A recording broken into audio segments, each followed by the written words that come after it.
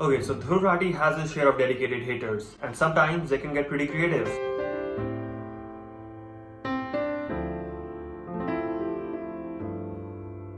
Let's be real, none of them has been able to make a dent in his credibility. He is good at what he does and is a seasoned player of the social media game. So when the new kid in the Dhruv Rathi hate club, The String, challenged to expose him, I was least interested. However, once I started noticing comments on different news and politics channels raving about The String, I was curious and I was not disappointed.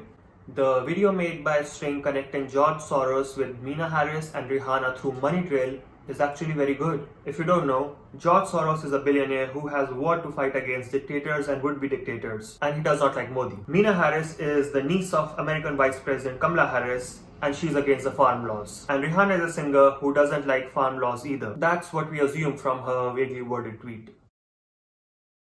The evidences and reasoning given in the video to show Soros' connection with Rihanna and Meena Harris through NGO and party funding are pretty solid. This is actually how government and private intelligence agencies collect intelligence from open sources, that is the internet. Although to prosecute someone, the police has to prove that some law has been broken, and it is very difficult to do so solely from internet research. And last time I checked, funding NGOs and political parties isn't illegal. But for a YouTube video, the reasoning and the research is pretty solid. If you haven't seen the video, I'm putting a link in the bio. You can go and watch it after this. Therefore, I had high hopes from The String when he claimed to expose Dhruv Rathi and some online news portals' connection with the toolkit. But did he succeed in doing so? Let's start with The String's video first. To prove that online news portals like The Quint, Wire, Alt News had access to the toolkit or the instruction manual to create a Twitter storm on 4th and 5th of February, a day before the farmers planned Chakka Jam all over India.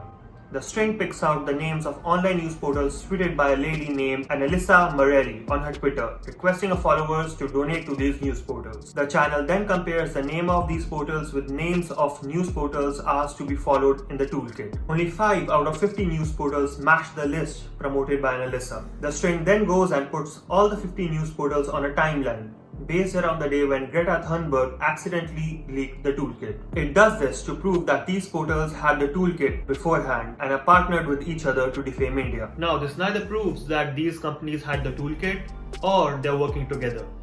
And it can't be proven because the toolkit was leaked on 3rd of February and the Twitter storm was supposed to take place on 4th and 5th, just before Chakka Jam. If the toolkit had leaked on 6th or 7th February, then we could have easily compared the Twitter activities of all the people and news portals mentioned in the toolkit and figured out who possessed the toolkit. And because it didn't happen, I guess we'll never know. Just for this video, I looked at the Twitter activities of relevant news portals and hashtags on 4th and 5th of February. Needless to say, there was not even a Twitter breeze about the protest. All the focus was on Rihanna, Greta and Mia. Also, the timings in which Annalisa tweeted those news portals are totally random and coincidental to Greta's toolkit leak. So why did Annalisa tweeted donation requests of these news portals? After studying her Twitter, we can tell that she started promoting donations for online news portals after Carvana's Twitter handle was temporarily suspended on February 1 on government's request. Therefore, she was most probably trying to help out these news portals by promoting their donation drive. And The String's question that why weren't any pro-government news portals like Op India and I might add traditional newspapers and news sources such as Times of India, The Hindu, Times Now on that toolkit? And in my opinion, the answer to this question is very simple.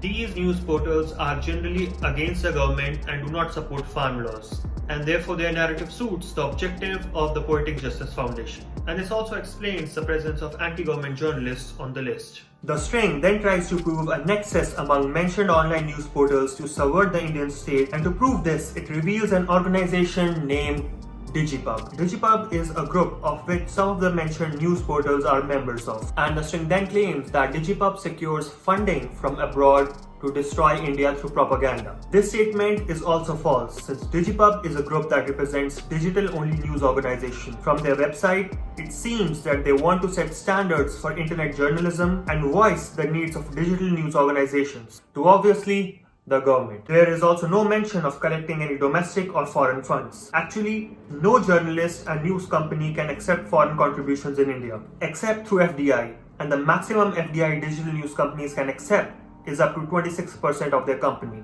While I was going through Digipub's website, I saw that internet commentators can become its member by giving 5,000 rupees per month. Akash Banerjee is a part of it, although his name seems to be misspelled. If String could have proved that Dhruv is a member of Digipub, its argument would have been very strong. But its logic that Dhruv is a part of their nexus because he uses their stories as source is very weak. Dhruv also uses stories from other newspapers such as the Times of India and the Hindu as sources in his video. Okay, so I'm pretty sure by now String's fans are fuming over down in the comment section. Or they might have simply left the video. But let's give String credit where it's due. The Strings' evidence connecting Kavita Ramdas to George Soros is perfect. She indeed works for George Soros' Open Society Foundation. Her specifically criticizing Mukesh Ambani and Adani in her tweet as encouraged in the toolkit on 2nd February shows a strong possibility that she might have had access to this toolkit, as a result indirectly involving Soros. Later, String shows that Open Source Foundation funds Poynter Institute that gives international fact-checking certificates to fact-checking websites, thus accusing that alt news is funded by Soros. First of all, Poynter Institute just gives certificates and no grants or funds, and there are many other organizations that fund this institute, including Google. Therefore, his accusations about alt news receiving funds from Soros is also proved wrong. In the end, the String reveals who Annalisa Marelli is and why she is so important to all of this. The big reveal is that Annalisa is an Italian who writes about India, and Rahul Gandhi is an Indian with Italian blood, therefore proving that Congress is behind the toolkit. Yes, Annalisa is not a fan of Modi. That's what it seems from her stories on Quartz and her Twitter. But I looked for her coverage on Rahul Gandhi and I just found 3 stories. And those 2 weren't explicitly favoring him. And that's what I was able to gauge from the headline and lead of her stories. The Quartz asks people to pay money to read their stories. And there is no way I'm going to pay $15 to read just 3 stories.